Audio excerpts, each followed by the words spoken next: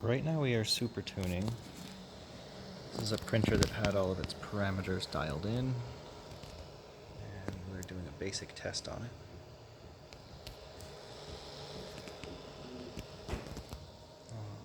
That's the print form. And then we've got another one doing a super tune. So those are the parameters. These are differences between the filament ports when you first extrude. There's subtle temperature variations too.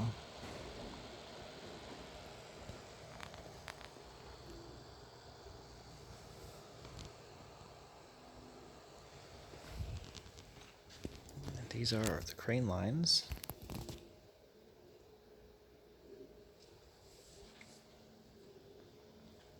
And these are cranes that are going to go out tomorrow